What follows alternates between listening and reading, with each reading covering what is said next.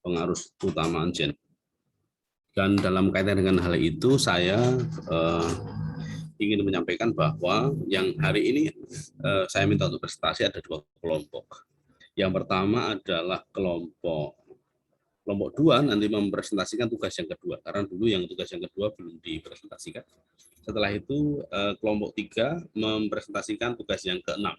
Ya, jadi 2-2, yang ketiga tugas kelompok 3 itu tugas yang ke-6.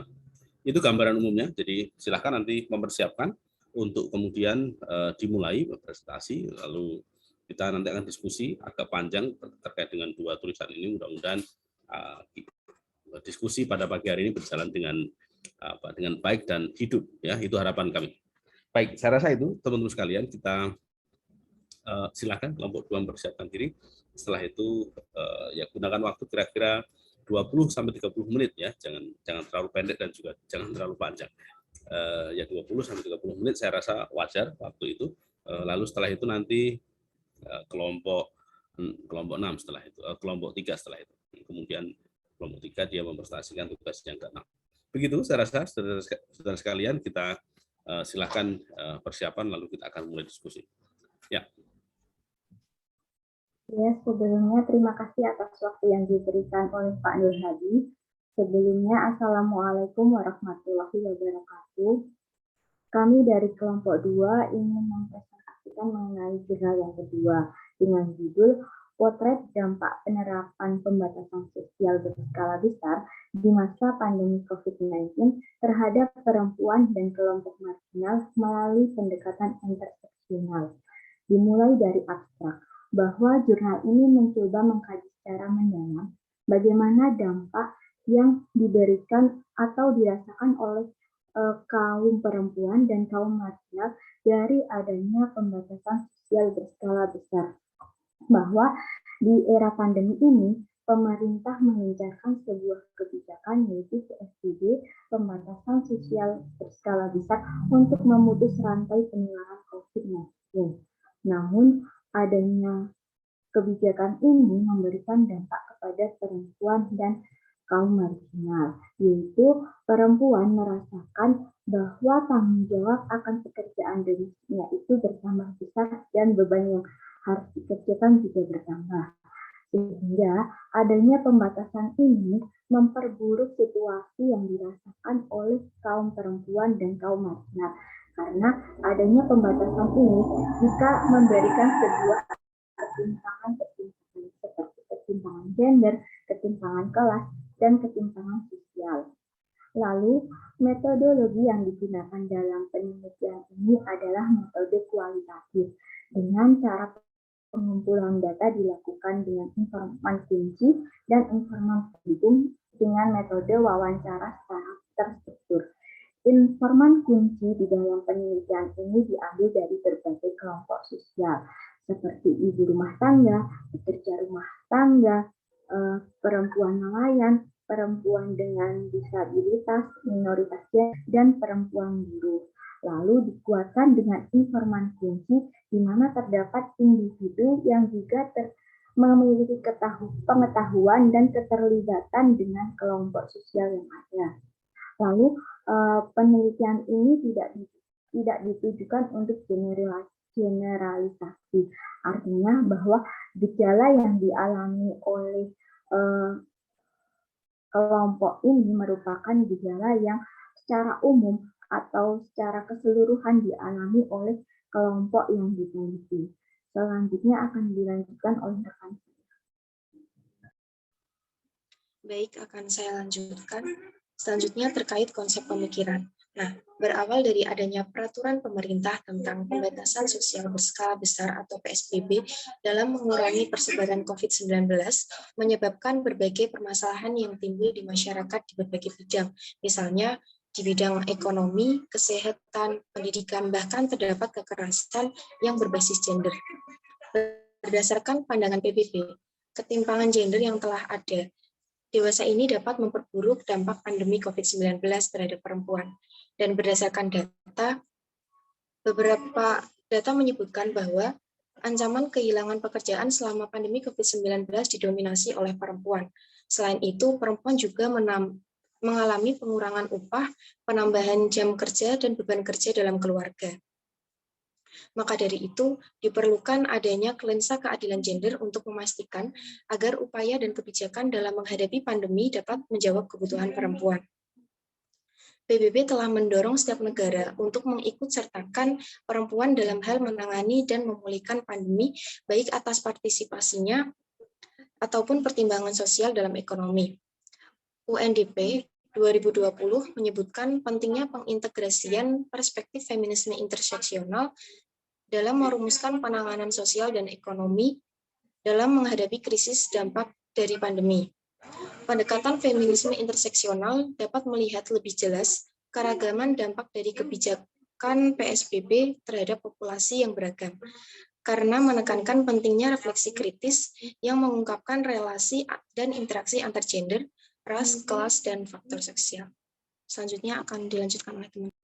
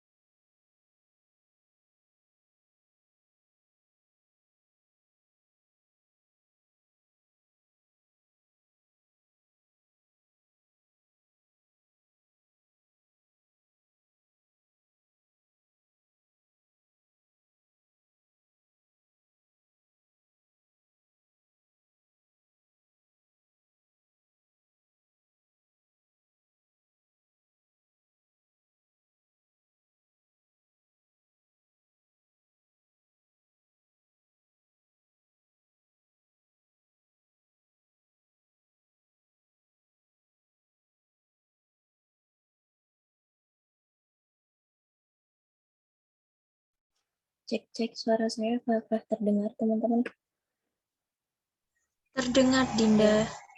Baik, saya akan melanjutkan terkait bagaimana feminisme ini adalah bentuk tindakan di mana terjadi dominasi akan peran perempuan dibanding dengan laki-laki. Nah, kebijakan PSBB ini telah membawa dampak terhadap peran yang diemban oleh para perempuan di Indonesia, khususnya para ibu rumah tangga dan pekerja rumah tangga, serta kelompok termarginalisasi. Nah, dari segi interseksional ini, banyak IRT dan PRT yang mengalami banyak permasalahan terkait bagaimana keadaan pandemi COVID. Misalnya saja pekerjaan rumah yang semakin kompleks, juga penuh waktu, kemudian pengeluaran yang tiada henti. Hal ini juga berhubungan dengan adanya kebijakan work from home atau WFH, di mana seorang ibu rumah tangga, terutama yang masih bekerja ini, dituntut untuk membereskan segala pekerjaan rumah di samping pekerjaan pokok dalam karirnya. Nah, di sisi lain juga sekolah daring ini membuat anak-anak lebih banyak menghabiskan waktu di rumah, yang mana mengakibatkan penggunaan listrik bertambah serta pengeluaran biaya kuota yang juga bertambah. Nah, IRT juga mengalami kesulitan di mana diharuskan mengajarkan anak-anaknya selayaknya seorang guru. Kesulitan membagi peran tentu membuat para perempuan merasa termarginalisasi dengan segala kewajibannya yang mendominasi. Nah, dilematis seorang ibu rumah tangga ialah ketika ia dibebani kewajiban rumah sebanyak itu, akan tetapi di sisi lain ia juga mau tidak mau harus ikut menopang biaya kebutuhan hidup atau biaya rumah tangga bersama suami. Nah, stigma semacam ini sudah terakar dalam pikiran masyarakat bahwasanya pekerjaan domestik itu senantiasa didominasi oleh perempuan atau seorang istri daripada laki-laki atau suami.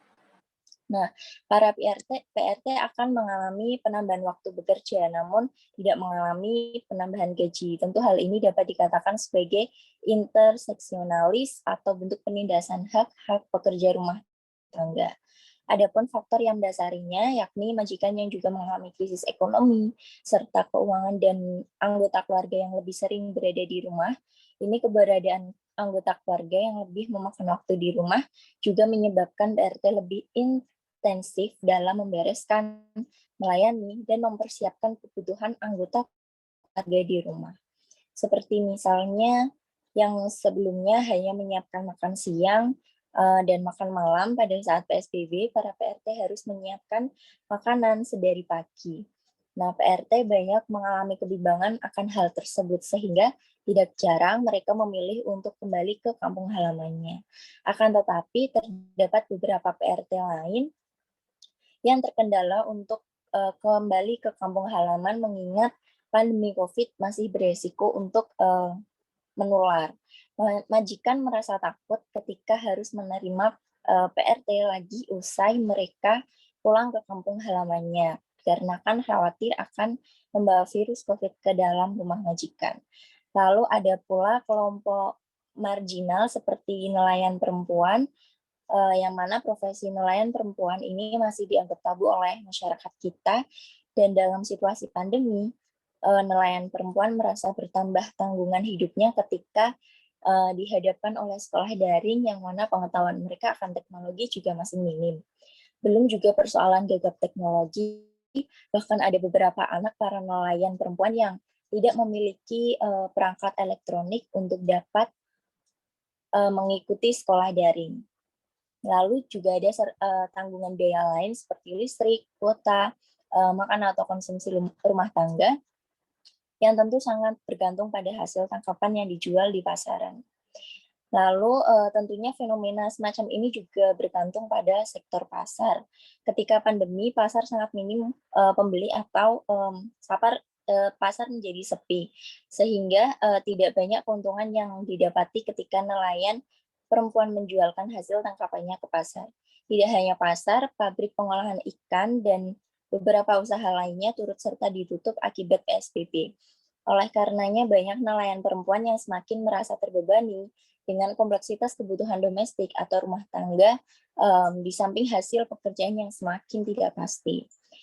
Adapun stigma lain yang dilekatkan pada diri perempuan atas masyarakat dan rumah tangganya adalah perempuan dikodratkan sebagai seorang pengasuh, pekerja seksual, serta perawatan atas orang lain, tanpa batas waktu atau pembagian peran tersebut kepada suami. Nah, patriarki ini diletakkan sejak zaman dulu, sehingga perempuan di masa industrialisasi ini seringkali terjebak dalam situasi semacam ini. Hal ini menunjukkan masih disisakannya interseksionalis terhadap para kaum perempuan yang dianggap rendah daripada laki-laki. Nah, tekanan gender dalam ranah domestik ini juga menjadi praktik awam yang seringkali nampak pada permukaan masyarakat. Lalu terdapat juga tekanan pada ranah pekerjaan domestik yang mana salah satu pekerjaan domestik adalah pekerja rumah tangga.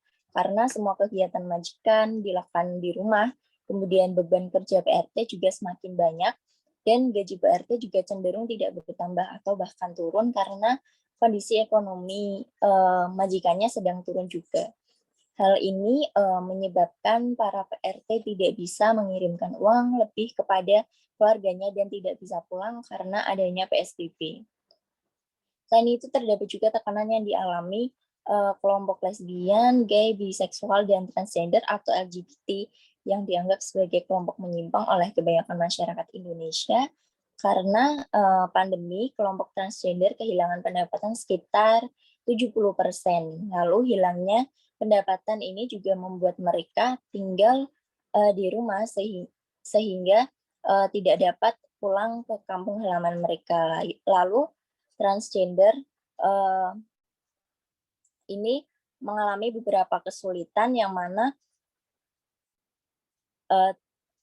cenderung mengalami kekerasan dan identitas gendernya mereka dianggap sebagai beban keluarga yang menyusahkan di masa pandemi. Selain itu, bansos juga kerap kali diberikan kepada kelompok transgender karena identitas gendernya. Selanjutnya akan dilanjutkan oleh rekan saya. Selanjutnya mengenai kesimpulan. Berbagai penerapan kebijakan pembatasan pembelakuan kegiatan masyarakat, baik itu PSBB maupun yang lainnya, yang ditujukan untuk memutus mata rantai penyebaran COVID-19, hal tersebut membuat berbagai kegiatan masyarakat yang tadinya di ranah publik bergeser atau berubah menjadi ke ranah domestik atau rumah. Fokus pada penelitian atau kajian pada kali ini itu berfokus kepada perempuan dan kelompok-kelompok marginal di dalam masyarakat, baik itu secara sosial seperti PRT, ataupun secara gender seperti gay, transgender, lesbian, dan biseksual, ataupun yang lainnya. Apabila kita mengkajinya seperti pada artikel kali ini, yaitu menggunakan perspektif feminisme interseksionalis. Di sini perempuan dan kaum marginal tersebut lebih terasa dirugikan ataupun berat sebelah perannya daripada laki-laki. Efek ataupun konsekuensi seperti apa saja sih yang mereka rasakan? Yang pertama yaitu bertambah besarnya tanggung jawab perempuan dalam lingkup rumah atau domestik. Contohnya kalau IRT tadi, mereka selain masih aktif bekerja, mereka harus mengurusi atau mengerjakan pekerjaan rumah yang kian kompleks, harus merawat atau memperhatikan keluarga mereka lebih intens. Hal tersebut berlaku juga untuk mereka PRT, pekerja rumah tangga. Mereka pun harus lebih intens dan lebih kerja ekstra, dan waktunya pun lebih lama, dan mereka harus terus-terusan membersihkan rumah karena anggota keluarga yang lain pun di rumah. Nah, ketika PRT tersebut memiliki tanggung jawab yang lebih besar, pekerjaan yang lebih besar, mereka pun kalau ingin pulang karena tidak kuat, mereka tidak bisa karena adanya PSBB, dan mereka akan dicap carrier atau membawa virus apabila mereka keluar masuk kota. Nah, dengan hal tersebut pun, walaupun mereka PRT mengalami jam kerja yang naik, mereka pun tidak mendapatkan gaji yang berlebih. Karena apa? Ada faktor lain seperti majikan mereka pun mengalami krisis ekonomi. Kedua, bagi perempuan pekerja, mereka memiliki persentase yang lebih besar daripada laki-laki untuk di PHK maupun pengurangan upah. Sederhananya, daripada kita mempekerjakan perempuan yang secara kuantitas lebih banyak, namun hasilnya itu tidak sebanding dengan kita hanya mempekerjakan beberapa laki-laki. Ketiga, ada diskriminasi, penolakan, maupun kekerasan bagi mereka kaum-kaum marginal. Marginalnya dalam arti gender, seperti gay, lesbian, biseksual, dan sebagainya. Mereka kan kalau di Indonesia masih tabu ataupun masih belum dapat diterima dengan mudahnya. Sehingga ketika mereka aktivitasnya sekarang terbelenggu hanya pulang ke rumah, hanya di sekitar rumah saja, mereka mendapat penolakan dan ya perlakuan seperti tadi, kekerasan ataupun diskriminasi dari orang-orang sekitar mereka. Kemudian yang keempat, kelompok marginal tersebut masih kurang mendapat perhatian dari baik itu masyarakat maupun pemerintah sekitar, sehingga bantuan-bantuan sosial mengenai COVID-19 ini bagi mereka yang terdampak COVID-19, kaum-kaum marginal tersebut tidak mendapatkan bantuan tersebut. Jadi solusi untuk mengurangi ataupun mengantisipasi permasalahan seperti itu, yang pertama mungkin dari segi pemerintah atau si pembuat kebijakan harus lebih melihat realitas atau kondisi di lapangan, apalagi mengenai ketimpangan yang telah terkonstruksi di dalam masyarakat. Kedua, perlu adanya agenda strategis untuk mendeskonstruksi atau menata ulang mengenai feminisme kerja-kerja domestik, seperti pekerjaan pengasuhan, kerja rumah tangga, dan sebagainya, yang dimana tersebut kan telah melanggengkan sebuah masalah atau sebuah persoalan mengenai ketimpangan gender. Padahal seharusnya hal tersebut tidak wajib atau tidak seharusnya hanya dikerjakan oleh mereka perempuan. Seperti itu. Sekian dari kelompok kami, mungkin saya kembalikan ke moderator.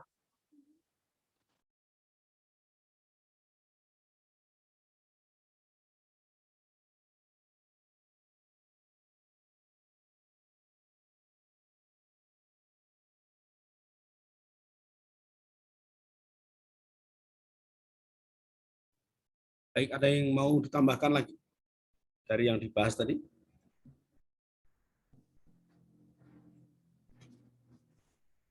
Silakan.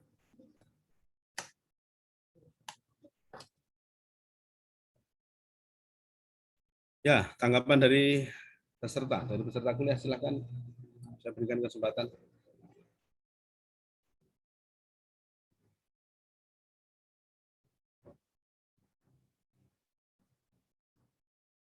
Silakan. Kalau nggak bicara, nggak dapat poin nanti. Ini poinnya kecil nanti. Ya. Silakan, Wan. Ya. Dari kelompok 9 boleh menambahkan.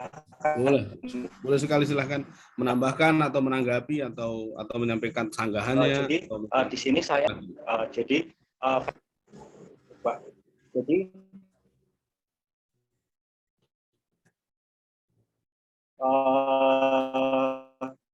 konsep pemikiran yang oleh Kimberly Crenshaw ini terkait dengan bahkan menurut saya adalah pemikiran yang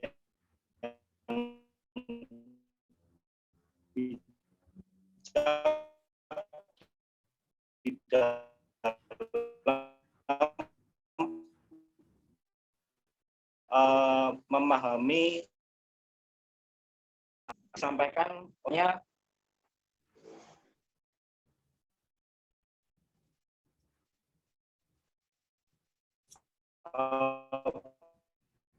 bahwasanya ia mencontohkan ketika bahwasanya wanita kulit hitam di Amerika itu mengalami penindasan secara simultan, tidak hanya mengalami diskriminasi lewat ras saja, kan tetapi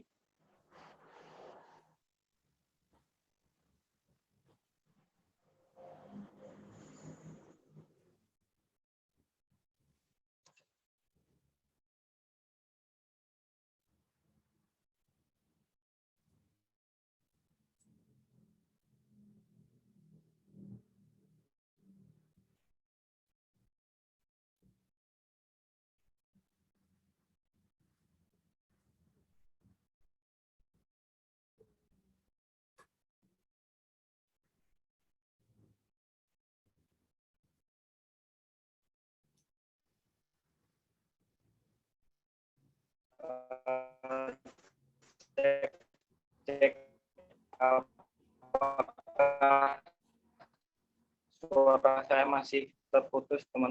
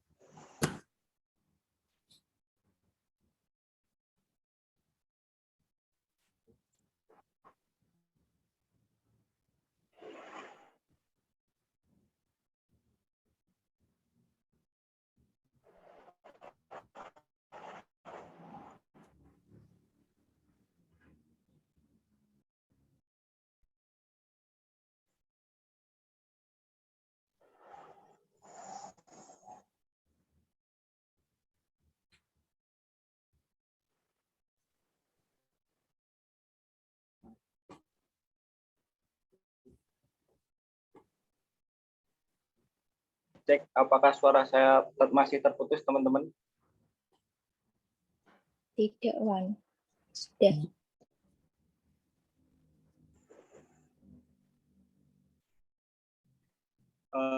Baik, saya akan melanjutkan. Jadi konsep pemikiran interseksional yang di sini menitik beratkan pada pemahaman kita, bagaimana kita dalam memahami arti dari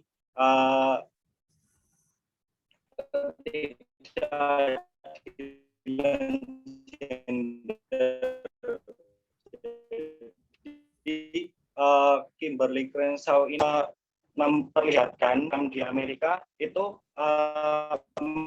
mengalami penindasan secara di mana tidak hanya wanita alami penindasan secara rasial saja, bahwa mereka adalah ras kulit hitam, akan tetapi lebih dari itu mereka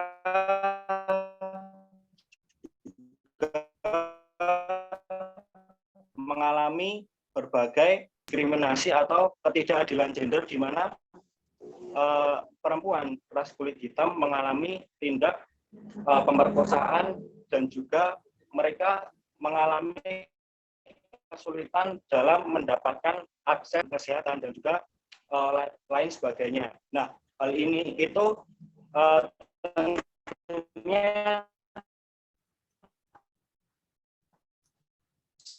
jika dikaitkan dengan jurnal ini sangat diferensial ini bagaimana dengan mengakibatkan semua aktivitas berada di ranah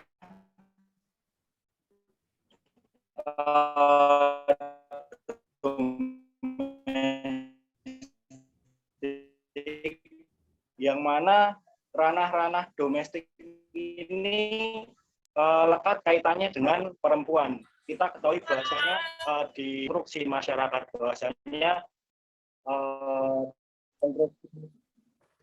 masyarakat Jawa misalnya bahwa perempuan itu lekat sumur juga kasur, di mana konsep tersebut adalah dengan konsep-konsep yang ada di ranah domestik. Kemudian ada juga konsep tentang bagaimana perempuan ini adalah dikatakan sebagai konco wingking yang memiliki arti adalah teman di belakang, atau itu adalah ranah-ranah yang tempatnya itu di domestik. Dengan adanya PSBB ini perempuan juga mengakibatkan adanya penindasan yang terjadi secara simultan atau serentak, di mana beban-beban kerja itu semakin bertambah di beban perawatan kepada anak, terus juga beban-beban tentang pekerjaan rumah tangga juga semakin bertambah. Seperti itu, Pak Nur Hadi.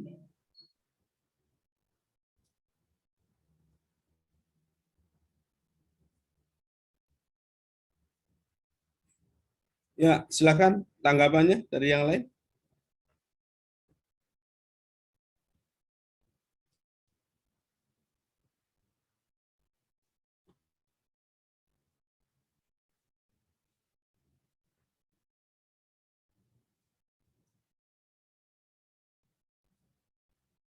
Ya.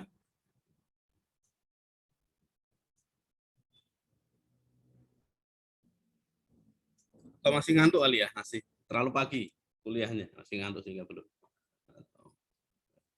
Silahkan tanggapannya dari kelompok lain atau dari kelompok yang sama, silahkan. Ya.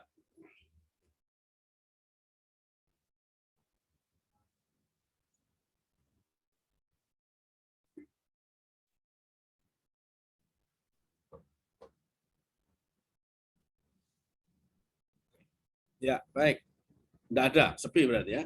Baik, kalau gitu saya lanjutkan kepada kelompok berikutnya, kelompok 6 ini yang hari ini akan menyampaikan presentasinya. Mohon gunakan waktu 20-30 menit ya, jangan kurang dari itu. Kalau kurang dari itu nanti akan saya tunggu sampai dengan waktunya terpenuhi ya. Oke, silakan. Kelompok 3, maaf. Kelompok 3 dia tugas yang ke-6. Maaf, saya salah tadi menyebutnya.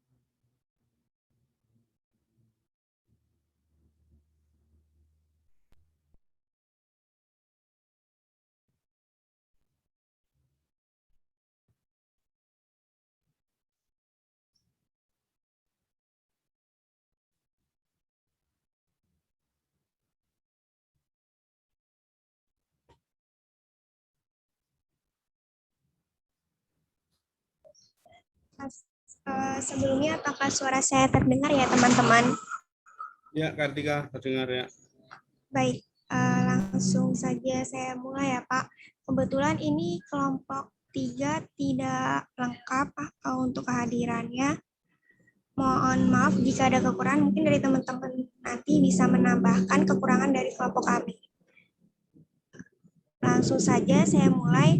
Jadi kelompok 3 ini kita membahas artikel yang ke-6 yang berjudul Mencermati Permasalahan Gender dan Pengaruh Kesamaan Gender atau PUG, karya Nimade Wias. Dimulai dari abstraknya sendiri, artikel ini menceritakan bahwasanya terjadinya perubahan terhadap peran perempuan di segala kehidupan dan melalui berbagai upaya telah dilakukan oleh pemerintah saat ini tidak dapat dipungkiri bahwasanya kesetaraan gender ini yang diharapkan belum sepenuhnya tercapai. Kesenjangan gender yang kerap terjadi di berbagai aspek pembangunan seperti bidang pendidikan, kesehatan, politik, dan bidang pemerintahan.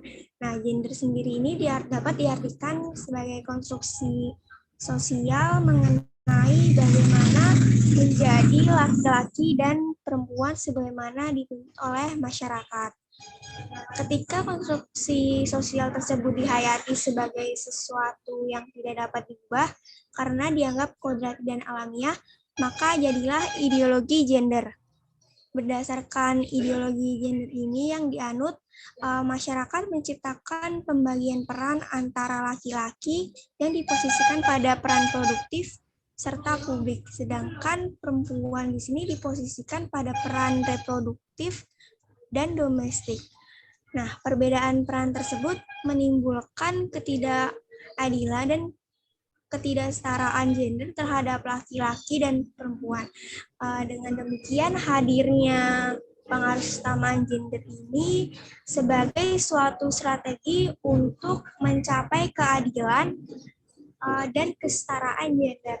Kemudian melalui kebijakan dan program yang memperhatikan pengalaman, aspirasi, kebutuhan, dan permasalahan sosial dan laki-laki ke dalam pelaksanaan perencanaan, pemantauan, dan evaluasi dari seluruh kebijakan dan program di berbagai bidang kehidupan dan pembangunan. Untuk selanjutnya akan dilanjutkan teman saya terlebih dahulu. Di sini saya akan menjelaskan tentang konsep pemikiran. Berbagai lembaga di sini telah melakukan berbagai upaya tentunya untuk mengangkat hak dan martabat dari perempuan itu sendiri. Contohnya seperti dengan adanya pasal yang ditemukan tentang persamaan hak dan kedudukan warga, baik itu warga perempuan maupun warga laki-laki. Tetapi walaupun telah adanya pasal tersebut, pasal ini tidak berjalan dengan sendirinya. Nyatanya masih ada berbagai bentuk bentuk ketimpangan gender dari berbagai aspek. Selanjutnya di sini indikator yang digunakan untuk mengukur adalah Gender Empowerment Measurement atau GEM dan Gender Related Development Index atau GDI. Yang mana ini berkaitan juga dengan yang namanya Human Development Index. Adapun persoalan yang akan dibahas pada artikel ini yaitu tentang kesenjangan gender dan solusinya, yaitu dengan melakukan Impres nomor 9 tahun 2000, yaitu tentang pengaruh utamaan gender. Di sini saya akan juga membahas tentang yang namanya konsep dasar gender. Beberapa orang tentunya telah memahami apa arti gender, tetapi beberapa lainnya belum memahami secara spesifik tentang arti dari gender. Untuk menghilangkan ketidakpahaman tentang gender, terlebih dahulu kita perlu memahami apa yang namanya seks dan kodrati itu, karena mereka ini saling berkaitan. Apakah seks dan kodrati itu? Gender, seks, dan kodrati ini tentunya memiliki mereka saling berkaitan, tetapi secara harfiah mereka memiliki pengertian yang sangat berbeda. Seperti dari seks, ini merupakan suatu pemberian dari Tuhan yang mana seperti jenis kelamin. Laki-laki dianugerahi oleh Tuhan berupa penis dan wanita dianugerahi oleh Tuhan berupa vagina, yang mana nanti ketika saatnya tiba dengan reproduksi tersebut, wanita akan mengalami yang namanya 5M, menstruasi, mengandung, menyusui, melahirkan, dan menopause. Selanjutnya laki-laki ketika saatnya tiba akan membuahi sel wanita. Sepanjang sejarah di sini tidak ada yang namanya pertukaran jenis kelamin atau pertukaran kodratinya. Walaupun memang ada yang namanya pertukaran jenis kelamin, tetapi tidak diikuti dengan pertukaran kodratinya. Dalam artian ketika laki-laki mengubah menjadi perempuan, laki-laki tidak mengalami yang namanya 5M, mengandung, menyusui, menstruasi, melahirkan, dan menopause. Selanjutnya akan dijelaskan oleh rekan saya.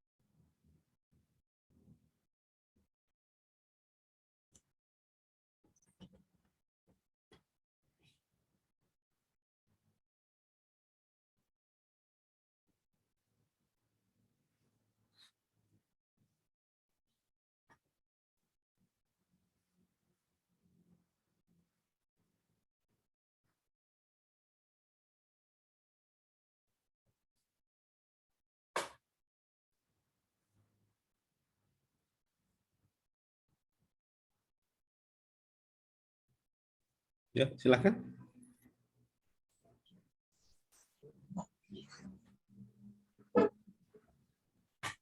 Baik, selanjutnya terkait dengan punya rekan saya akan membacakannya terkait dengan gender dan bagaimana gender mampu menimbulkan permasalahan. Nah, gender sendiri merupakan pembeda mengenai peran antara laki-laki dan perempuan yang dibangun oleh masyarakat dengan cara memberi label tentang apa yang pantas dan apa yang tidak pantas bagi seorang perempuan maupun laki-laki. Nah, label yang diberikan di sini meliputi sifat, ciri fisik, dan peran yang seharusnya dimiliki oleh masing-masing perempuan atau laki-laki atas dasar norma dan nilai yang dibangun oleh masyarakat. Pembagian peran antara laki-laki dan perempuan dikaitkan dengan kemampuan setiap jenis kelamin yang mana laki-laki selalu dikaitkan dengan tugas-tugas yang berat. Kemudian sifatnya yang maskulin, berpenampilan yang gagah dan berwibawa dan ciri sosial lainnya hasil dari konstruksi masyarakat. Kemudian sebaliknya, peran perempuan selalu dikaitkan dengan penampilan yang feminis, kemampuan bekerja di ranah domestik, dan seseorang yang dianggap sebagai pribadi yang lemah. Kemudian adanya gender yang memberikan pandangan tersebut, apa yang normal mengenai peran perempuan dan laki-laki ketika diberikan dan dipelihara secara terus-menerus akan diyakini sebagai kodrat alamiah perempuan dan laki-laki dan mengkukuhkan ideologi gender. Nah, di dalam hal ini perlu digarisbawahi bahwasanya peran atau gender merupakan ciri sosial yang dibangun masyarakat mengenai apa yang pantas untuk laki-laki dan perempuan. Dan realitanya, ciri tersebut dimiliki oleh masing-masing perempuan atau laki-laki dan dapat dipertukarkan. Misalnya ketika laki-laki selalu dicirikan oleh karakter yang keras, berwibawa, tegas, dan perempuan dengan sikap yang lemah lembut, emosional, pemalu. Nah, pada kenyataannya banyak di antara laki-laki yang memiliki sifat lemah lembut, cengeng, bahkan pemalu. Pembagian peran keduanya dijawab oleh realita yang menunjukkan bahwasanya gender tidak selalu mutlak bagi perempuan atau bagi laki-laki. Dan yang membedakan antara gender dengan jenis kelamin ini, gender ini ialah peran yang dapat dipertukarkan, maka jenis kelamin merupakan pembedaan ciri fisik secara fungsi biologis manusia dan tidak dapat dipertukarkan. Pembagian peran antara laki-laki dan perempuan tidak dapat menyebabkan pembedaan peran antara laki-laki dan perempuan ini tidak akan menyebabkan masalah di dalam masyarakat manakala masyarakat ini khususnya kedua belah pihak antara laki-laki dan perempuan saling memiliki kesepakatan yang sama mengenai peran mereka masing-masing. Dan berdasarkan prakteknya di dalam kehidupan sehari-hari, adanya pembagian gender yang dianggap alamiah ini juga menyebabkan berbagai masalah di masyarakat muncul, seperti ketidakadilan, kekerasan, diskriminasi di bidang politik, perbedaan pembagian jam kerja, dan semakin luasnya ideologi gender serta kedudukannya semakin kuat. Terhadap peran gender pun juga terinternalisasi dalam pikiran masyarakat. Misalnya pandangan terhadap perempuan yang dipandang selalu lemah, selalu bergantung, kemudian penakut, dan sifat-sifat lainnya yang tidak mungkin dimiliki oleh laki-laki. Padahal dalam kenyataannya sendiri, peran antara laki-laki dan perempuan pun juga dapat mengalami pergantian atau pertukaran. Kemudian dari berbagai permasalahan yang muncul akibat ketimpangan gender, maka diperlukan kesadaran bahwasanya kita harus melakukan upaya atau strategi untuk menekan menghapus ketimpangan gender di masyarakat, sehingga diharapkan masyarakat ini mencapai kondisi dengan keadilan dan kesetaraan gender. Nah, dari pengalaman ketidakadilan gender menyebabkan pihak-pihak yang dirugikan mengalami ketimpangan gender. Memang dari banyak kasus perempuan lebih banyak menjadi korban ketidakadilan gender, tapi tidak menutup kemungkinan bahwasanya bagi laki-laki pun juga mengalami ketidakadilan bagi baik jenis kelamin laki-laki maupun perempuan. Kemudian adanya kesenjangan gender ini jika dipikir apakah dipengaruhi oleh jenis kelamin atau tidak, tetapi berbagai alasan apapun memang sulit bagi kita untuk menyadari bahwa peran kita dapat saja dipertukarkan, tidak masalah baik itu laki-laki maupun perempuan, karena kita telah terkonstruksi pikiran kita terhadap apa yang pantas atau tidak untuk laki-laki dan perempuan. Kemudian untuk pandangan seperti ini jika selalu diperkuat dengan pelakuan dan internalisasi dalam kehidupan menyebabkan ketidakadilan seperti cara pandang yang sepihak menyebabkan salah satu pihak dirugikan atau termarginalkan. Nah, kasus seperti inilah yang menyebabkan individu mengalami bias gender dan isu-isu tentang gender banyak diangkat dan memperjuangkan hak-hak perempuan. Selanjutnya akan dijelaskan oleh rekan saya.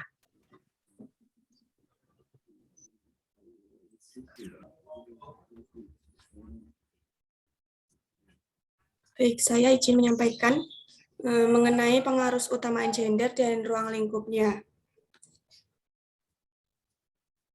Nah, pengaruh utamaan gender merupakan upaya untuk memberikan kesetaraan di antara pria dan juga perempuan ini mengenai akses, kontrol, dan juga manfaat bagi keduanya untuk dapat mempertahankan kemampuannya dalam mempertahankan akses di dalam kehidupannya, sehingga perempuan dan juga laki-laki memiliki kemampuan yang sama dan setara di dalam kehidupan.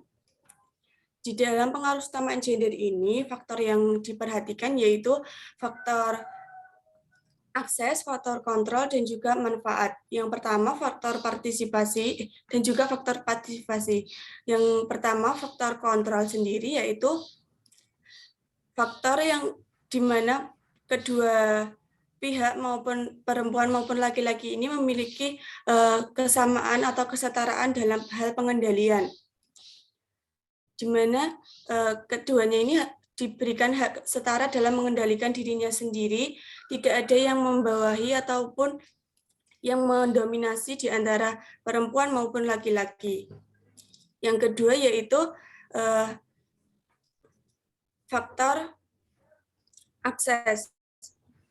Faktor ini yaitu menunjukkan bagaimana perempuan dan laki-laki itu sama dalam manajemen suatu kegiatan dari awal hingga sampai evaluasi. Kemudian faktor partisipasi sendiri, yaitu keseimbangan di antara perempuan dan juga laki-laki dalam hal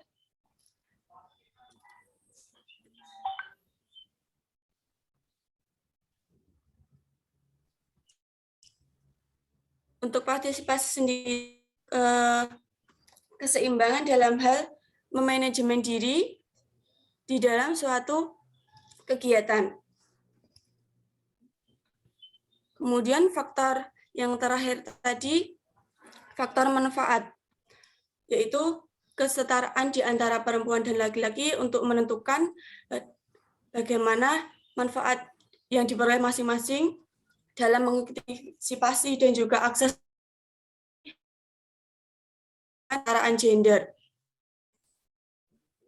Nah, upaya untuk melakukan keselarasan kesetaraan gender ini dapat dilakukan dengan cara pelatihan dan memampukan salah satu gender yang mengalami ketimpangan, membentuk mekanisme pelaksanaan pengarus utamaan gender, kemudian dibuatnya kebijakan formal, dan membentuk lembaga atau komunitas, serta adanya forum bersama.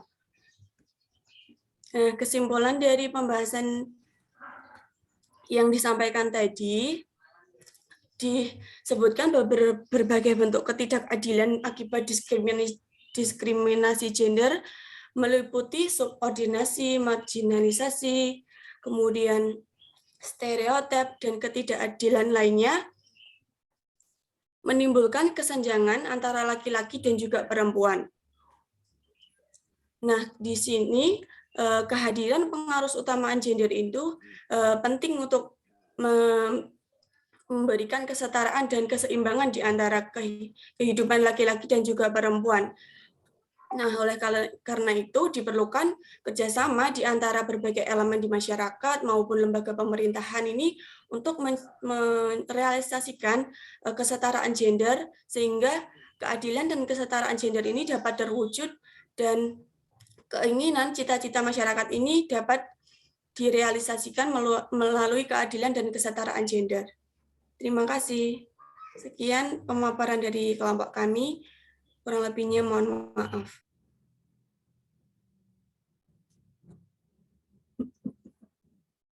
Ya, masih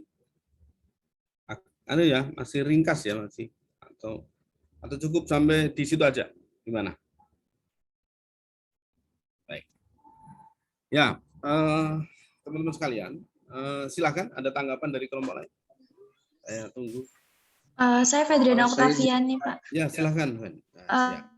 Dari kelompok 1, NIM 35 ingin menambahkan pada bagian gender itu menjadi masalah atau tidak.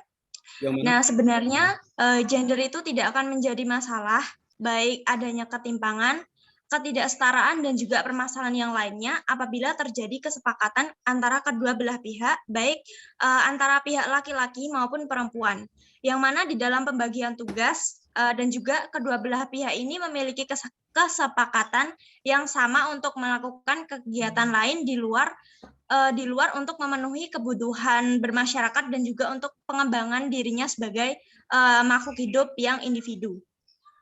Sehingga antara perempuan dan juga laki-laki sama-sama boleh melakukan segala kegiatan tanpa adanya batasan-batasan atau pandangan stereotip dari masyarakat yang saat ini memang sudah beredar luas. Kemudian agar tidak terjadi ketimpangan, maka harus dikomunikasikan dan juga ada kesepakatan antara pihak laki-laki maupun juga pihak perempuan, di mana sudah diberikan kodrat dan juga tugas masing-masing di antara kedua gender tersebut. Namun mereka dari kedua gender itu masih saling membutuhkan dan juga melengkapi, di mana baik dari pihak laki-laki, dari gender laki-laki dan juga gender perempuan. Akan tetapi antara kedua gender tersebut tetap dapat melaksanakan kegiatan yang mungkin tidak dikodratkan untuk mereka, sehingga tidak terjadi sebuah perdebatan karena tidak setara dan juga yang lainnya karena sudah adanya kesepakatan antara kedua belah pihak tadi. Kemudian gender itu tidak akan menjadi masalah apabila adanya perbedaan atau sebuah diskriminasi atau perlakuan dalam akses, partisipasi, kontrol, dalam menikmati hasil pembangunan antara laki-laki dan juga perempuan. Dan tidak ada kesetaraan dan keadilan antara laki-laki dan juga perempuan dalam hal dan menanamkan budaya stereotip yang kuat. Sehingga ketika berpendapat terdapat permasalahan stereotip yang kental itu perlu menempuh strategi untuk mengurangi atau bahkan menghapus kesenjangan tersebut. Sehingga akan tercapai kondisi yang adil dan juga setara gender agar gender tidak menjadi suatu yang dipermasalahkan pada lingkungan bermasyarakat pada saat ini. Begitu Pak. Terima kasih. Ya, saya rasa yang terakhir ini menarik ya. Selama ini orang kalau saya mencoba mengikuti alur berpikirnya Pendri, bahwa kalau kemudian ada kesepakatan itu kemudian tidak ada lagi yang harus dipersoalkan ya. Namun yang menjadi isu di dalam dalam persoalan ketimpangan gender ini adalah antar individu dengan individu yang lain, namun posisi seorang perempuan dan atau juga laki-laki sebetulnya, baik laki-laki maupun perempuan di hadapan masyarakatnya. Jadi ada proses di dalam atau ada cara pandang di dalam masyarakat itu yang selama ini masih ya, bagaimana perempuan itu seharusnya dan bagaimana seorang laki-laki seharusnya. Jadi kalau yang dipersoalkan adalah bahwa sebetulnya ada yang memang kodrat dan ada yang peran yang sifatnya sosial. Yang kodrat itu ya yang sifatnya alami, yang memang itu datang dari Tuhan. Tapi kalau yang itu peran-peran sosial yang menjadi kepala rumah tangga, menjadi bekerja di sektor publik, menjadi profesi tertentu, itu sepenuhnya proses yang sifatnya sosiokultural, dipengaruhi oleh faktor budaya dan dipengaruhi oleh faktor yang sifatnya sosial. Mengapa demikian? Mengapa kita bisa mengatakan demikian? Karena secara faktual kita menemui ada banyak sekali variasi di dalam kaitan dengan peran seorang laki-laki dan perempuan di dalam masyarakat, dalam keluarga yang dikodratkan. Dia mungkin menjadi seperti dikodratkan karena memang kita telah ditanami dengan nilai dan norma yang sejak kecil itu kita peroleh dari keluarga, dari masyarakat, sehingga kemudian sampai pada keyakinan bahwa itu sesuatu yang dikodratkan.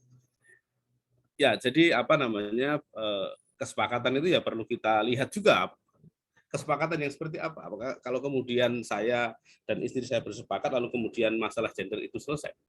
Bukan. Jadi ini bukan soal individu per individu. Namun ini soal seluruh manusia. Jadi ada laki-laki, ada perempuan, dan masing-masing mereka ditempatkan pada posisi yang berbeda. Nah, saudara sekalian, tidak berarti bahwa kalau kemudian perempuan itu dia beraktivitas di luar rumah lalu kemudian niscaya diskriminasi itu berhenti. Tidak. Faktanya adalah justru banyak sekali di dalam kasus yang dialami perempuan itu, mereka di luar rumah ya, itu mereka juga mengalami diskriminasi, mengalami pelecehan. Dan pelecehan itu juga kadang-kadang terjadi di dalam rumah juga. Jadi sebetulnya yang menjadi persoalan tadi bahwa perempuan bisa mengalami pelecehan baik di dalam rumah maupun di luar rumah. Seorang perempuan dia bisa dilecehkan oleh saudara kandungnya. Bisa. Jadi banyak kasus itu perempuan diperkosa oleh ayah kandungnya, diperkosa oleh kakaknya, oleh ayah tirinya, ya oleh adik tirinya bahkan ya kadang-kadang. Atau seorang perempuan diperkosa oleh anak tirinya atau anak kandungnya. Itu banyak kasus terjadi. Artinya ini bukan soal di rumah atau tidak di rumah, namun soal bagaimana orang itu memperlakukan perempuan dan laki-laki sebagaimana seorang memperlakukan mereka sebagai manusia, dan itu ditempatkan pada pada porsi yang adil dan kemudian memanusiakan mereka. Itu yang saya rasa perlu digarisbawahi. Jadi gender itu bukan semata-mata soal pekerjaan ya. Jadi bukan soal pekerjaan, tapi ini soal peran. Ya. Peran itu tidak melulu soal pekerjaan. Ya. Selama ini orang berpikir bahwa pekerjaan itu sesuatu yang menghasilkan uang. Padahal ya di rumah itu juga pekerjaan.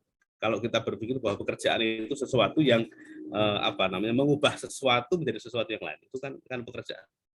Kalau kita memahami konsepnya Karl Marx itu bekerja itu kan mengubah sesuatu menjadi sesuatu yang lain.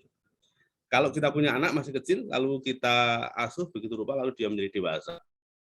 menurut konsepnya Karl Marx. Karena kita berperan di dalam proses mengubah seorang anak yang masih kecil menjadi dewasa. Nah, kita mengubah rumah kita yang berantakan menjadi bersih. Itu juga pekerjaan.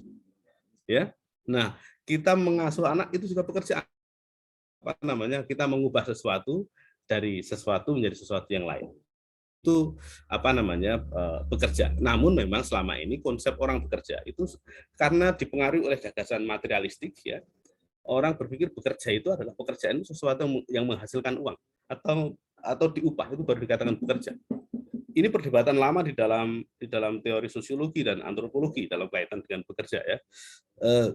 Jadi kalau kita menggunakan konsepnya Karl Marx, sekali lagi bekerja adalah sesuatu yang berorientasi kepada upaya untuk melakukan emansipasi. Apa itu emansipasi? Karl Marx mengatakan emansipasi adalah aktivitas yang dilakukan oleh manusia untuk memerdekakan diri. Dari apa? Ya, kalau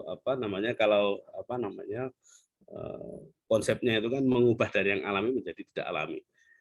Jadi orang bekerja itu dalam rangka untuk emansipasi, dan itu tidak melulu soal uang ya, tidak melulu soal penghasilan. Jadi orang mendapatkan kebahagiaan, orang mendapatkan kemerdekaan, mendapatkan penghargaan, itu adalah bagian dari proses emansipasi. Jadi gitu. Jadi kalau mungkin selama ini kita mungkin masih sedikit mengalami miskonsepsi dalam kaitan dengan apa itu emansipasi. Bukan soal emansipasi itu bukan soal kesetaraan posisi laki-laki dan perempuan, bukan itu. Emansipasi itu soal membebaskan diri dari penindasan. Itu emansipasi. Atau memerdekakan diri, atau mengubah sesuatu, atau membuat diri kita menjadi lebih berharga. Itu proses emansipasi. Nah, masalahnya adalah kemudian di dalam masyarakat itu proses itu tidak berlaku secara setara bagi laki-laki dan perempuan. Perempuan itu kadang-kadang dihalang-halangi di dalam banyak kasus untuk mengemansipasi dirinya sendiri. Dia tidak boleh keluar rumah. Karena apa? Karena dia takut kalau keluar rumah nanti diganggu sama orang. Mengapa dia diganggu sama orang? Karena di dalam masyarakat itu masih banyak orang yang berpikir perempuan adalah objek yang layak diganggu. Ya, itu terjadi karena memang masyarakat kita itu memang banyak yang menempatkan tadi ya, yang masih belajar, yang masih menanamkan nilai bahwa perempuan sosok yang lemah, perempuan adalah objek pemuasan visual mereka itu, sehingga orang melihat perempuan dengan begitu rupa seolah-olah dia adalah objek yang layak untuk dijadikan sebagai sarana untuk membahagiakan atau memuaskan dia. Nah, sementara posisi perempuan tidak boleh itu, ya, untuk kemudian menjadikan pihak lain sebagai objek, seolah-olah seperti itu. Jadi yang sebetulnya terjadi bukan semata-mata soal boleh dan tidak seseorang bekerja, namun ke soal yang saya sampaikan di awal tadi, bahwa orang kemudian memiliki pilihan yang relatif terbatas dibandingkan dengan orang lain, laki-laki maupun perempuan. Laki-laki dia karena dianggap mengasuh anak, dia akan mendapatkan cap yang nggak bagus di tengah-tengah masyarakat. Betul enggak? Ada seorang ayah, dia mengasuh anaknya itu, dia tidak bekerja, yang bekerja adalah istrinya. Apa yang terjadi? Dia akan merasa tidak berharga karena masyarakat akan menilai dia secara buruk, ya. Itu laki-laki nggak punya harga diri, itu bekerja dapat duit dari istrinya, dia tidak punya martabat itu. Padahal itu biasa. Di Eropa itu biasa, laki-laki tidak bekerja itu biasa. Laki-laki, jadi ya mereka tadi yang disampaikan Petriana tadi bersepakat itu. Istrinya dia bekerja, suaminya mengurus rumah. Itu biasa di Eropa. Di Amerika juga biasa, di Cina juga biasa, di Hong Kong juga biasa, di Taiwan juga biasa, di Thailand juga biasa. Di Indonesia aja yang mungkin dianggap tidak lazim, ya. Di beberapa negara yang di situ masih sangat dominan karakter patriarkisnya gitu, saya rasa. Baik, itu tanggapan saya, Pak Tri. Baik, Pak. Terima kasih atas penambahan dan juga tanggapannya. Sangat jelas sekali, Pak. Ya. Silakan, yang lain tanggapannya. Jadi itu ya, jadi memang pada prinsipnya adalah bahwa bukan semata-mata soal bekerja atau tidak bekerja. Tapi ini soal cara pandang, ya. Dan secara bias tentang apa itu perempuan dan tentang apa itu laki-laki. Muncul dari mana cara pandang semacam itu? Ya. perempuan itu dipandang secara bias karena tadi kita diajari oleh keluarga kita, diajari oleh masyarakat kita, diajari oleh sekolah kita, oleh teman-teman sebaik kita, atau mungkin diajari oleh orang-orang yang memberikan ide pada kita, atau lewat media sosial juga begitu, bisa juga. Itulah kenapa ya. Oh, ini ada yang ada yang silakan ya yang. Iya Pak, saya dari kelompok 6 mungkin ingin bertanya Pak, seperti yang Bapak bilang tadi mengenai perjanjian atau konsen gitulah. Nah yang kemarin itu baru rame kan tentang itu Pak, Permendikbud itu. Nah itu kan di salah satunya isinya ada tentang konsen seperti itu ketika terjadi pelecehan seksual. Nah kalau dalam ilmu gender sendiri itu atau misalkan keperempuanan seperti itu Pak, sepertinya konsep konsen itu kan tidak bisa diukur secara atau perjanjian antara perempuan dan laki-laki itu kan tidak bisa diukur secara pasti seperti itu Pak. Kadang buktinya bahwa ada konsen itu kan tidak ada atau sulit dibuktikan. Nah kira-kira sebagai perempuan itu bagaimana untuk menguatkan konsen itu sendiri Pak, apalagi yang seperti Bapak bicarakan tadi bahwa ketika perempuan itu dari kecil terus diberikan pengetahuan yang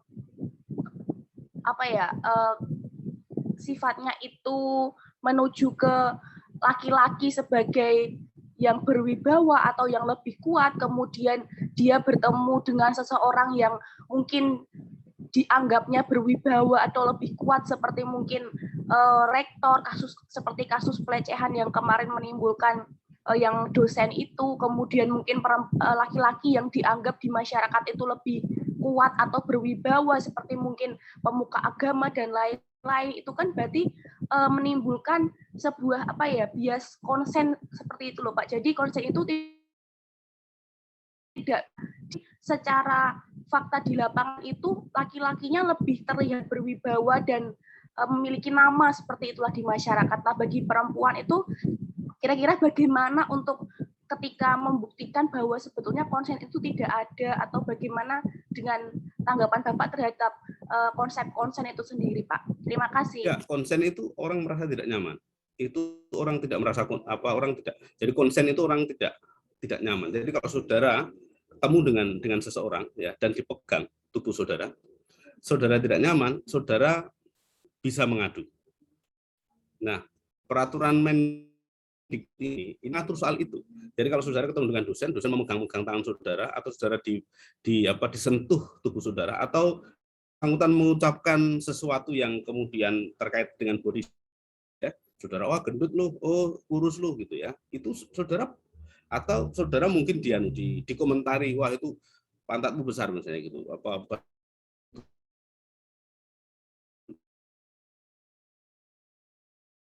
ini sebetulnya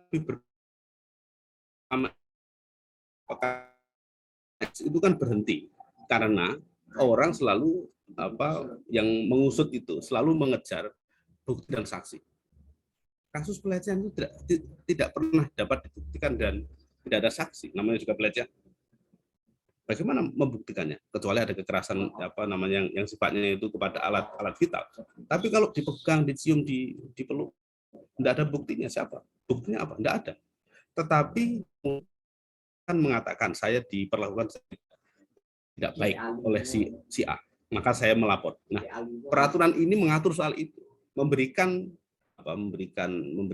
hak kepada korban untuk melakukan pengaduan. Ya, jadi kalau selama ini kan tidak ada aturan itu. Kalau ada seorang mahasiswi, ya saya katakan itu mengalami pelecehan mulai dari yang ringan sampai yang berat, dia tidak berani mengadu. Karena apa? Dia khawatir kalau dia mengadu nanti dia akan tidak dapat nilai kalau di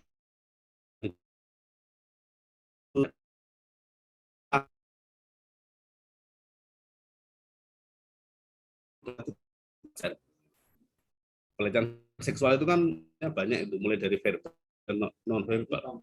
Ya kalau saya misalnya mengomentari misalnya mengambil foto saudara ya sedang dalam posisi yang tidak bagus ya, saya misalnya mengintip saudara misalnya gitu, maka saudara boleh mengadukan saya.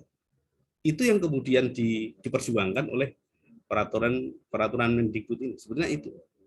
Jadi kalau selama ini cara berpikir sebagian orang itu kan kebalik-balik. Oh, berarti kalau tidak konsen berarti boleh dong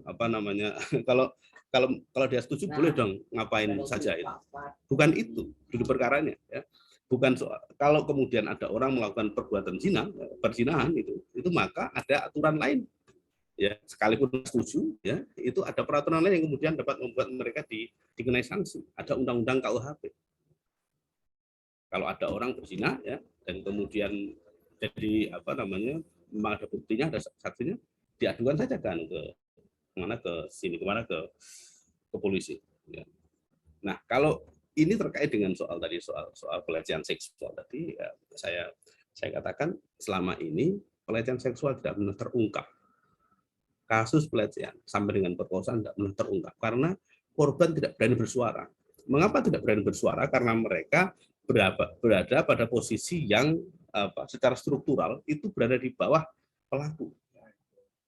Dan ingat ya, kekerasan seksual itu selalu kekerasan seksual itu selalu dilakukan oleh mereka yang kuat kepada dia yang lemah.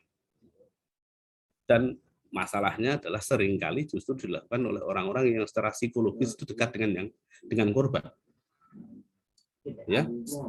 Oleh siapa? Oleh pengasuh, oleh guru silat, guru ngaji, ustadz, oleh guru olahraga, guru kesenian misalnya, atau oleh dosen ya. Bayangkan kalau saudara bimbingan dengan saya di ruangan saya dan hanya berdua sampai jam 7 malam ya. Dan saudara tidak nyaman, saudara boleh mengadu. Selama ini tidak. Mungkin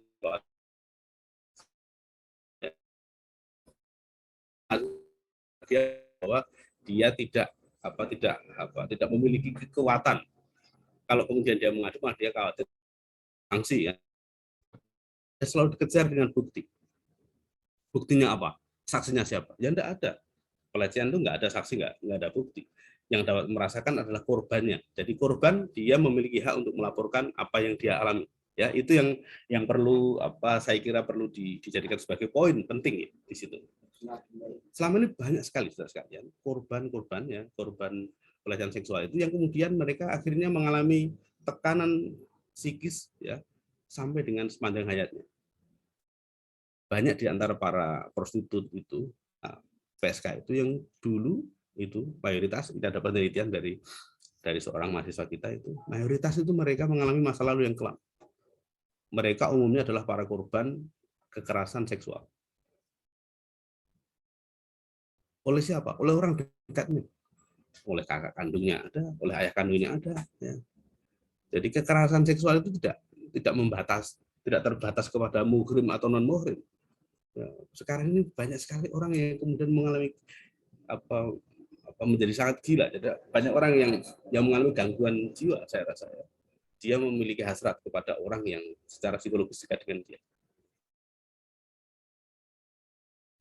Itu tidak pernah terungkap. Padahal pelecehan seksual itu ya tadi saya katakan fenomenanya itu kelihatan kecil, tapi sebetulnya sangat besar. Karena apa? Korban tidak pernah berani bersuara.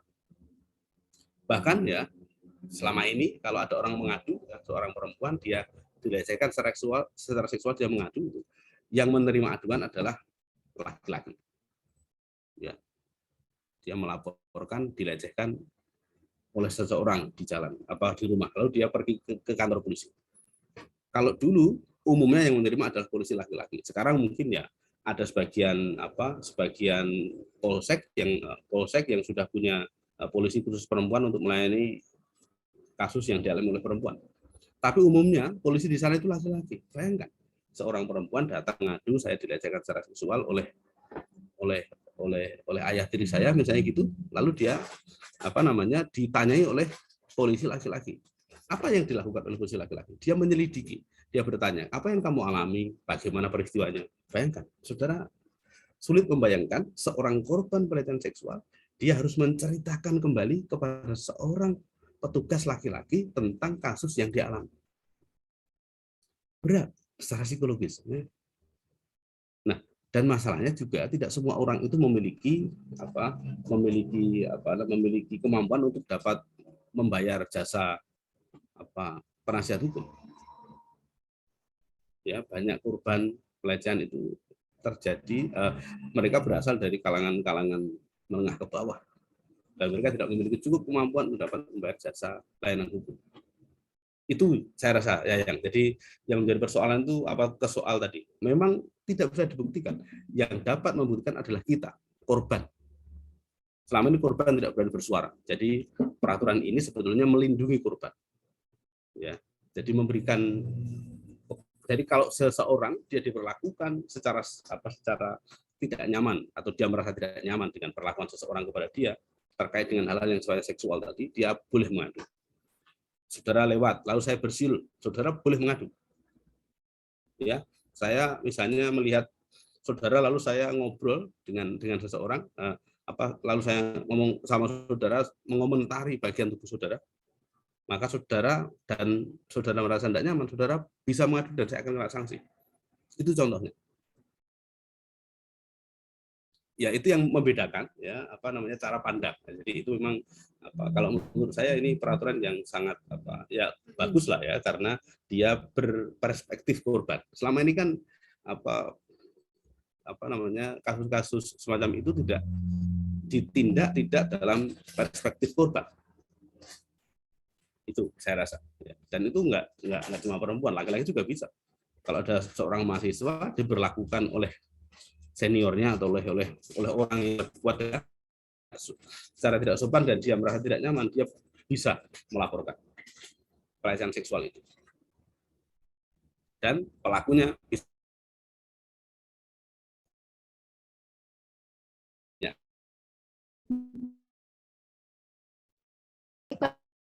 Terima kasih atas jawabannya. Ya, bagus ini.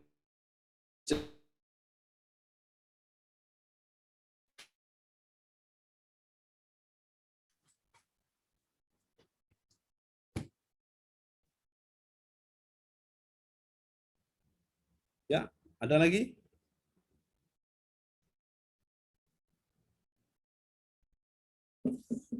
Izin bertanya, Pak. Apa ini? Ya, silakan Fatin.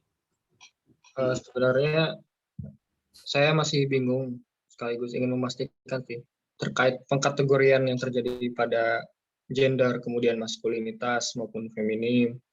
Itu sebenarnya ada kontribusi dari apa maksudnya pengkategorian ini disebabkan oleh media kah, atau ekonomi kah, atau bahkan kekuasaan kah?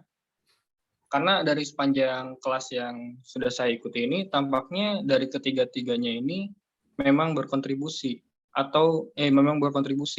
Apakah memang seperti itu, atau mungkin ada faktor tunggal yang membuat mengkategorikan terkait hal-hal tersebut, Pak?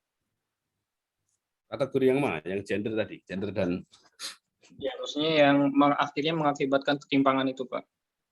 Ya, kalau ketimpangan itu ada di banyak tempat ya, ketimpangan itu. Ya, ketimpangan bisa terjadi di ranah domestik, juga bisa terjadi di ranah publik.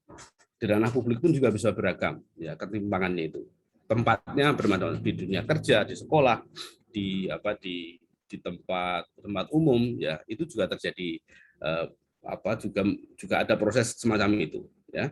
Jadi lalu apa yang menjadi penyebabnya? Ini penyebabnya itu kalau ada dua penjelasan ya. Kalau orang-orang yang beraliran Marxis ya, dia akan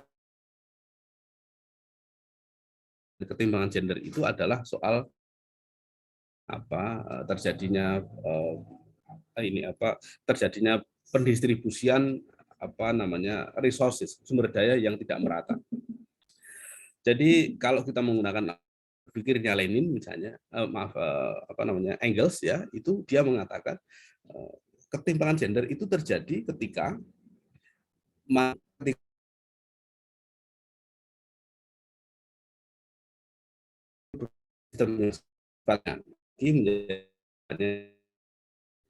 sistem patriarki itu sebuah sistem yang beroperasi pada masyarakat yang mereka mulai hidup menetap sebagai petani ya, sebagai masyarakat yang menggantungkan hidupnya pada sektor agraris.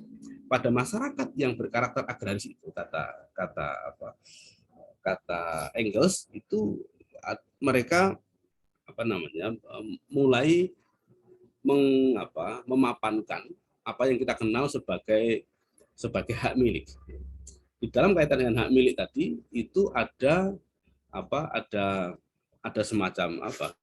semacam tuntutan atau dan ini juga ada semacam pertarungan, dan itu dimenangkan oleh laki-laki yang mereka punya kepentingan agar hak waris atas lahan, atas tanah, atas harta benda yang dia miliki itu turun kepada anak keturunan laki-laki.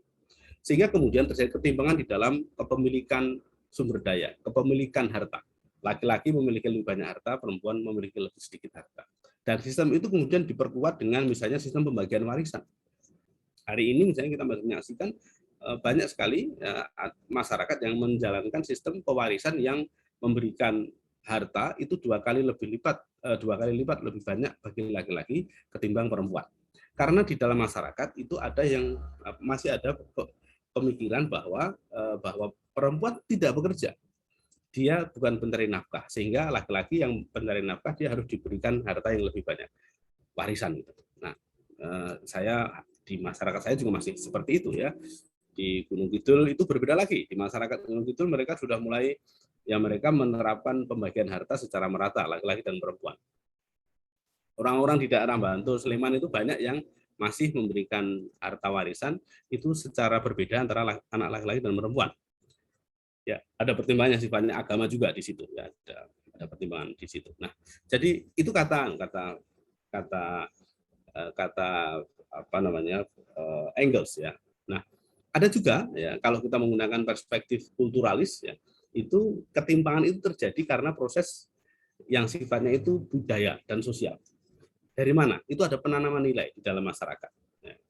Penanaman nilai itu berlangsung di dalam keluarga maupun di dalam kehidupan sehari-hari yang melibatkan interaksi antara individu di dalam suatu masyarakat. Bagaimana itu ditanamkan? Keluarga misalnya mengajarkan tentang apa yang sebaiknya dilakukan oleh seorang anak perempuan dan apa yang sebaiknya dilakukan oleh anak laki-laki.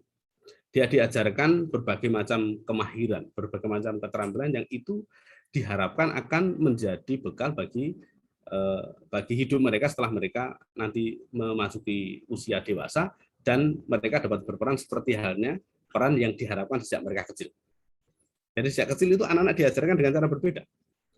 Anak perempuan diajarkan masak, anak laki-laki diajarkan untuk membantu orang tuanya di ladang, misalnya. Anak perempuan diajarkan untuk mencuci, anak laki-laki diajarkan untuk mungkin membersihkan bagian luar rumahnya atau mencangkul lahan, misalnya gitu ya. Anak perempuan dikasih mainan berupa boneka-boneka kecil ya, atau mainan-mainan kecil tadi, ada boneka, ada rumah-rumahan, ada kalau dulu ada namanya pasaran gitu. Itu kan mainannya perempuan. Siapa yang ngasih mainan kayak gitu? Itu adalah masyarakat kita. Karena masyarakat kita itu punya harapan atas peran yang ideal bagi seorang anak perempuan dan peran yang ideal bagi seorang anak laki-laki. Jadi mengapa dia dikasih boneka? Karena anak perempuan dia nanti akan mengasuh anaknya. Lalu apa dampaknya? Ya, dampaknya adalah kemudian banyak laki-laki yang kemudian karena suatu kondisi dia tidak bisa bekerja. Ya, karena dia tidak bisa bekerja maka sang perempuan yang bekerja. Dia mengalami depresi di rumah karena dia merasa tidak punya peran. Begitu pula perempuan ya, kalau dia kemudian memiliki anak yang tidak terlalu sukses, ya, tidak beres anaknya nakal dan seterusnya, dia merasa terpojok. Dia merasa masyarakat menyalahkan dirinya. Itu tuh anakmu nggak beres karena kamu terlalu sibuk bekerja. Ya, itu yang kemudian terjadi. Padahal ya kalau orang berpikir bahwa tanggung jawab itu ada pada kedua belah pihak, seharusnya tidak ada lempar-lemparan tanggung jawab semacam itu. Ya, jadi tentu ini bukan soal mana yang benar dan mana yang salah ya. Namun ini soal bagaimana kemudian masyarakat itu dapat memperlakukan laki-laki dan perempuan secara adil. Itu saya rasa yang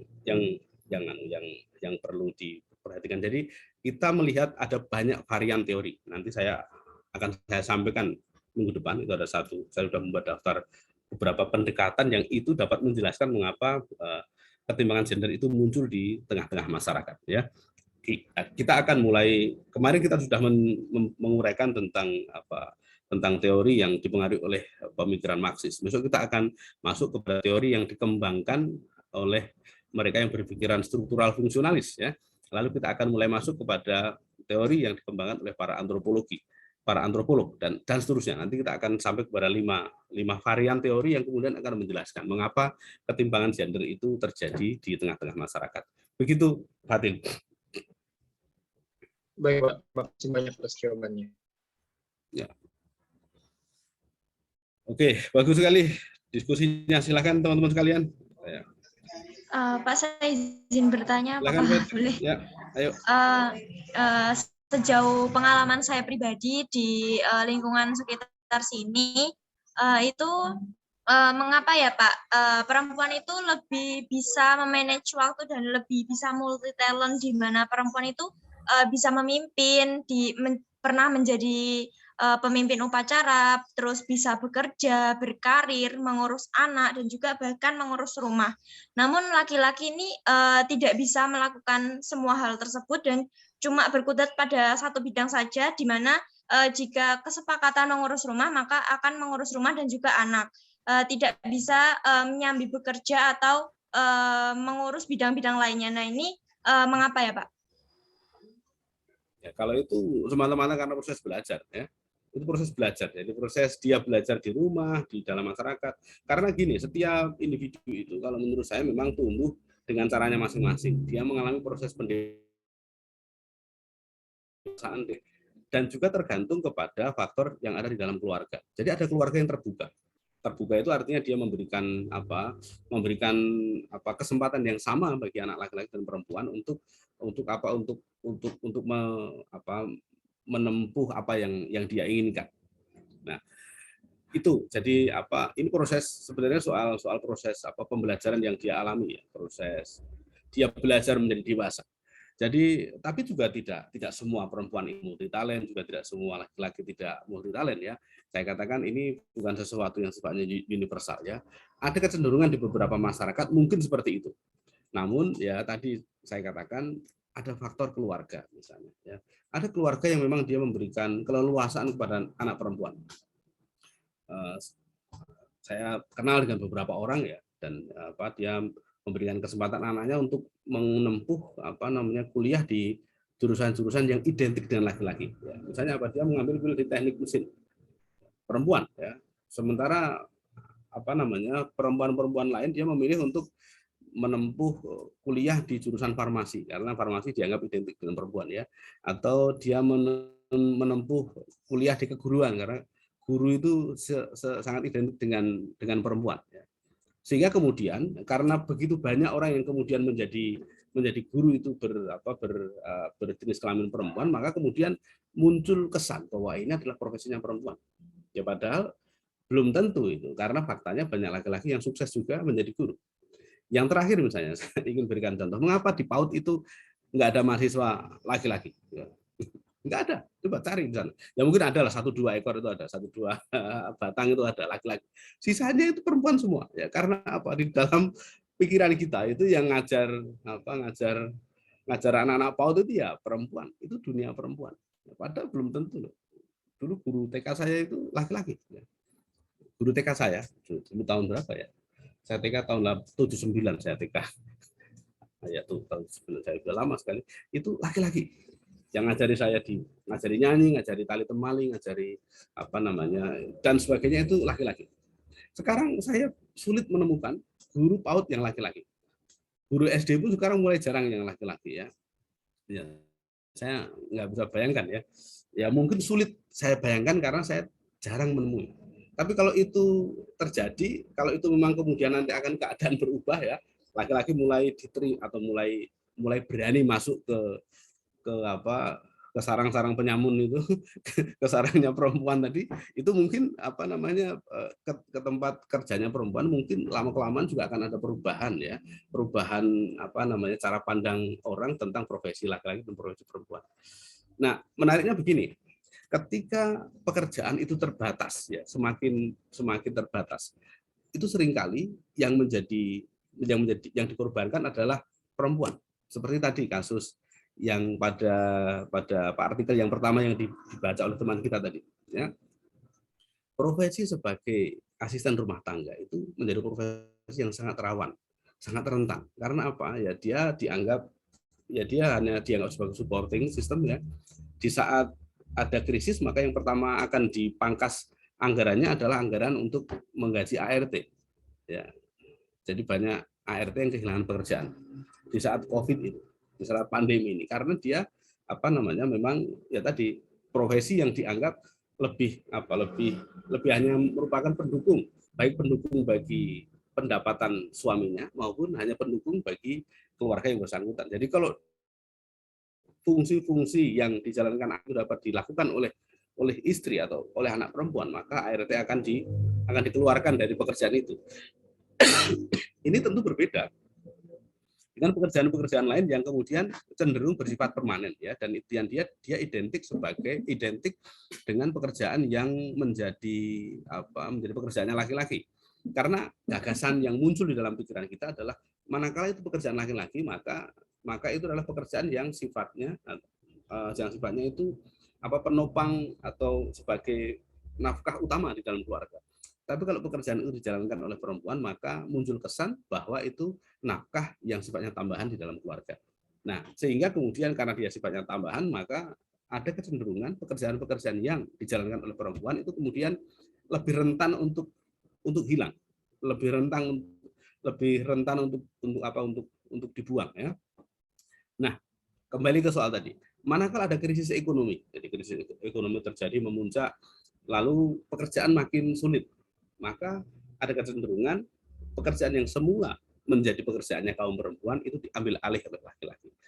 Ini terjadi di sektor pertanian. Dan sekalian, jadi tahun 98 itu kita mengalami krisis yang sangat berat, 97 sampai 98. Jadi dulu dolar Amerika itu tahun 97 saya ke Eropa tahun 96 itu saya masih hanya membawa uang 250.000 rupiah ke Eropa waktu itu ya. Saya sudah bisa bawa oleh-oleh dari Eropa waktu itu karena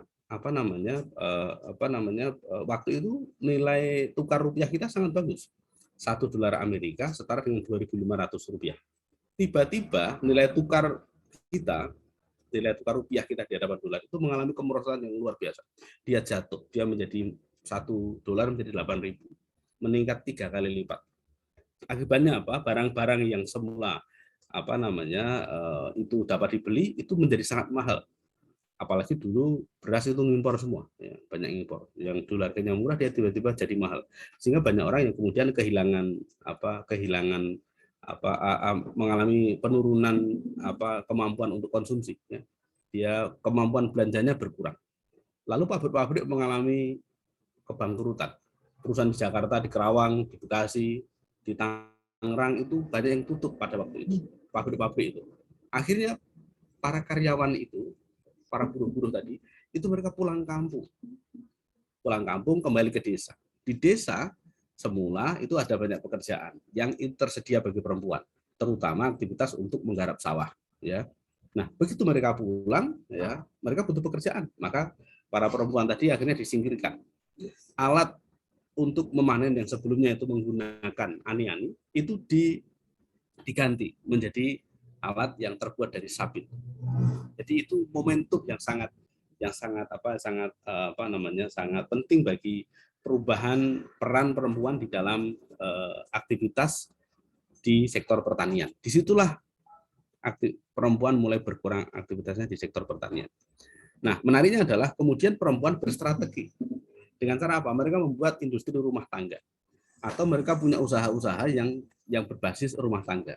Misalnya dengan dengan modal yang diperoleh dari uang PHK dari suaminya, ya, itu dia kemudian mendirikan toko kecil di rumahnya, kios ya, di rumahnya. Lalu sebagian mereka membuat usaha-usaha kecil.